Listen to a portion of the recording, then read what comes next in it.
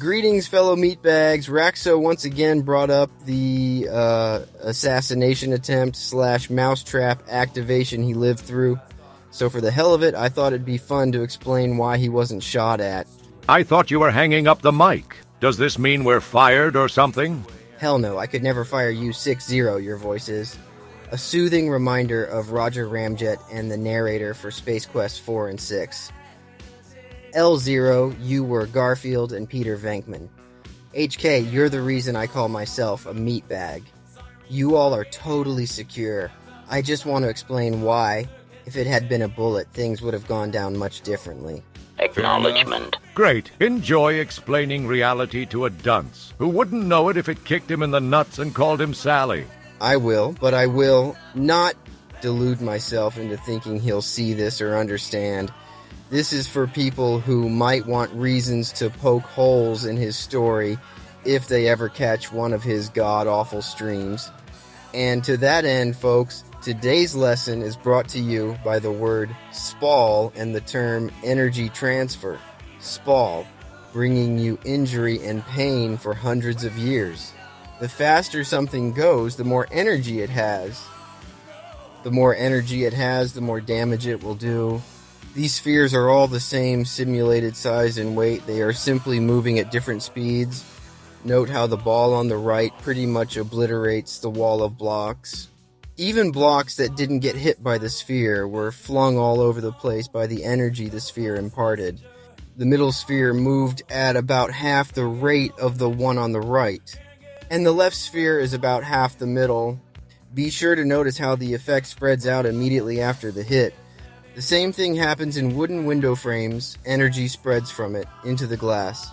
In fact, it's kind of like the frame is squishing the glass because that's exactly what's happening. Rifle bullets are pretty fast and have lots of energy to transfer into whatever they hit. In this case, a window frame. Bam! Not only did it make a hole and spall, it sent a shockwave through the rest of the frame, breaking the glass. Don't get me wrong, these are not the only reasons it's obvious he wasn't shot at, they are just the most obvious.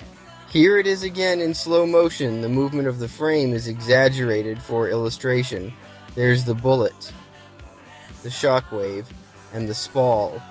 We should have seen more than a ruffle on his bed, and heard other sounds besides the pop of a mousetrap. In this case, spall should have been everywhere, little bits of glass and splinters from the wood frame. Side note, in case you're wondering what the difference between spall and shrapnel is, shrapnel used to be part of something that exploded, so we know he wasn't shot at. Does he know that? No, I don't think he does, and I wish the police had explained instead of ignoring him. Hey man, they could have said, if someone shot at you through the window, it would be broken. There would be splinters from the frame too. There are none. Plus, nobody on the street reported hearing gunfire. We roll for that kind of thing. And bullet holes in wood aren't smooth. What you've got there is a hole someone drilled into the frame, probably to let a cable through. Oh look, he made another video while I was working on this. Let's mosey on over and check out what idiocy he has going on.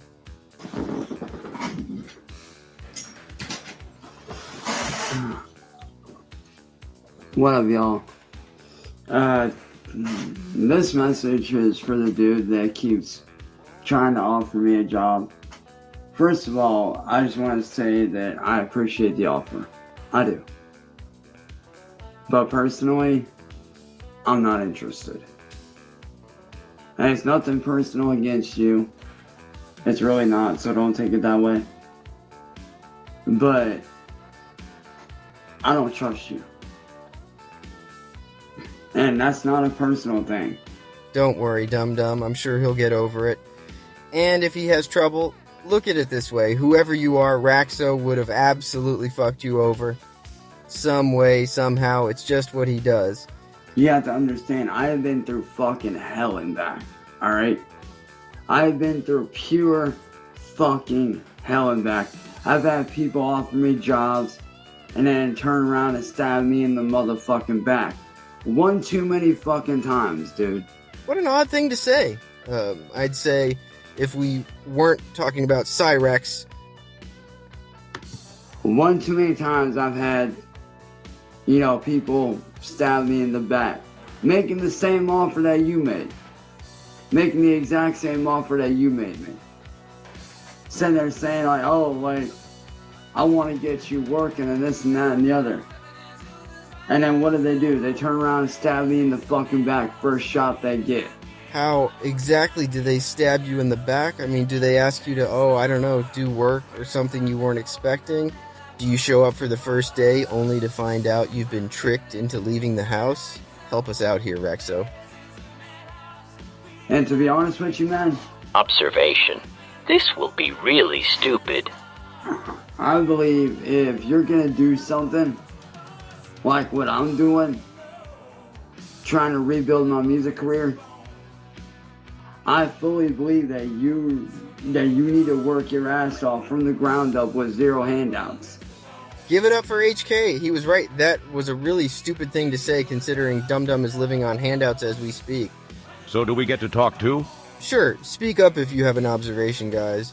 I'm not here to hog the audio. Even me? Especially you, C8. Great! Hey, meaty me, you are really stupid. He sure is. He sure is. But I bet this stupid doesn't stop there. Let's hear some more. That means zero job, no money, working your ass off the right fucking way, putting every single drop of blood, sweat, and tears into your career. You work your ass off for that shit no matter what. This might be the most highly regarded thing he said in 2025. It also means the homeless arc is coming along nicely. That's right, Dum Dum. Who needs unimportant things like money for rent when there's work to be done? Yeah, it's hard to think of anyone who wasted time with a job that also succeeded in music. No, wait. It's hard to think of anyone who succeeded in music who did not have some kind of job to pay their bills. Like, if you got the talent like I got and you fully believe in what you're doing, you work your ass off for that shit. Oh boy, he is extra delusional today. Because let me tell you right now, man, I started out homeless when me and my family first moved here. We were homeless for over a year. And you know what I did? So what? Did Sally follow Gordo to Ohio from Alaska without his knowledge or something? Because I'm pretty sure you never spent an Ohio winter out on the street or in the car. Every chance I got, you know what the fuck I did? I poured every single ounce of blood, sweat, and tears into my music. Unbelievable bullshit detected. Oh boy, he is extra delusional today.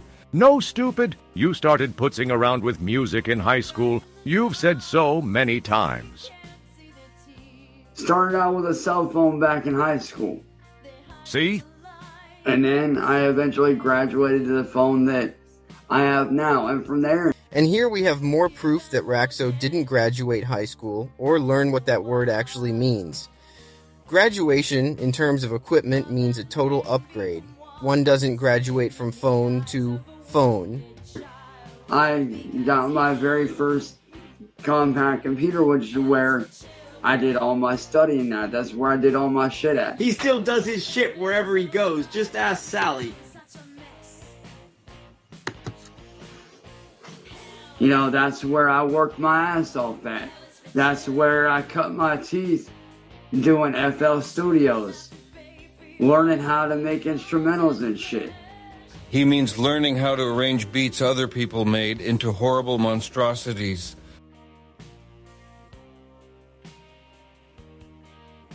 And then once I did that, I went in and I recorded my very first song, which was my song Please Notice Me, which did fairly well. And then from there, I slowly got better and better by studying my craft.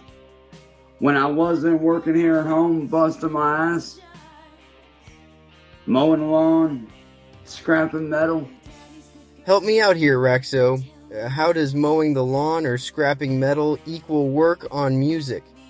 You just got done saying you should only be doing that and not the paying job you were offered.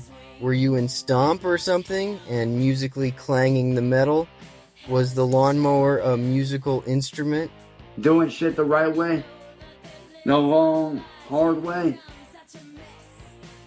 Not taking no handouts from nobody, just out here working my ass off. But you do take handouts, dummy. What do you think food stamps are? What would you call the Xboxes you bricked manna from heaven? I was saving up, doing my shit. He still does his shit wherever he goes. Just ask Sally. And you know what I ended up being able to do? I ended up being able to stream on Twitch after I got some somewhat semi-decent gear. You know, that's when I got my first Xbox. Also a handout, or rather a trophy from one of the Heathers. Either way, you didn't buy it, asshole. And I got a proper setup around that time. I got my own headphones, original mic setup from one of my good buddies that wanted to help me out. Also called a handout Meaty Me. But at the time, dude, let me show you what I started out with, dude. I started out with these cheap-ass Blue Wasp headphones that I got on Amazon for $20. This was my first major purpose to being able to do prop. Two things sport. First, $20 ceased being a major purchase sometime in the 1960s. What you have there is kitty crap. Second, with a paying job, you could be saving up for a new pewter or brick box. Proper stuff. And then once I got good enough, I eventually started making money. And when I got paid out, I bought my first computer. Can you at least try to keep your story straight for longer than 5 minutes? You said your Compaq was a hand-me-down. You got it. The same way you got every other piece of electronics worth more than a toy. Oh, hey, teachable moment too. Meaty Me, you need to understand something. If the guy who was offering you this job was on the level, he stopped watching long ago. And from there, once I bought my first PC on my own with my own money that I saved up, I worked my ass off. Straight up, I worked my ass off for months and years. Busting my ass. You know, working on instrumentals. Doing shit that I needed to do. And then one of my buddies seen the stuff that I was doing, and he saw the potential, so he went out of his way and bought me a high-end PC because he saw how hard I was working. Another handout, and speaking of Shifty, why don't you just hit him up for another one? Oh right, you pissed him away too. So to the dude that offered me a job doing whatever, I'm sorry man, but I'm not interested. I got way too much shit going on. I'm way too close to making this shit happen for myself. And I can't walk away from this shit. You all know what? It's starting to look like a severe bout of goblin rage and depression are on the horizon. He's talking like he thinks the happy ending is right around the corner. It's not, obviously. So he's gonna be pissed when? That's a good question. Let's see if he gives us a time frame. I'm not doing it, man. I'm sorry. I appreciate the offer, but no thanks. Here, right here, is where a normal person would stop talking. As we all know, Raxo is not a normal person. Because like I said, I put way too much time and way too much effort into doing shit to let this shit go like that. Because if I'm putting time into work, then I'm taking away from my main goal. See what I'm saying? I sure do. Ever heard the word Ouroboros Raxo? It's a snake eating itself, which is what your logic seems to always do too. The more time I put into a regular job, that's more time that I waste that I could be doing working on music, releasing songs, working on instrumentals, recording, promoting, actually doing shit. Enough with this shit, Raxo. Both the word and the bullshit, your other words are soaked in. But as for me, man, I got music to make, baby. I got records to record with my homies. We about to be out here doing big things. About to shut down the troll community and help people out.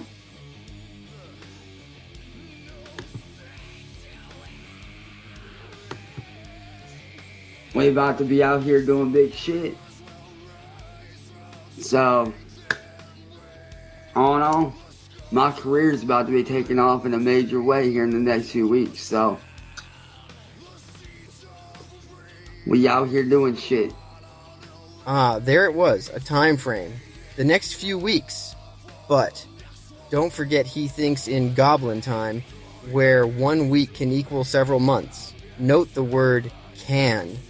I don't want you to go away expecting he'll be wrecked by Monday, because while it is possible, it's also possible it could be an actual human week.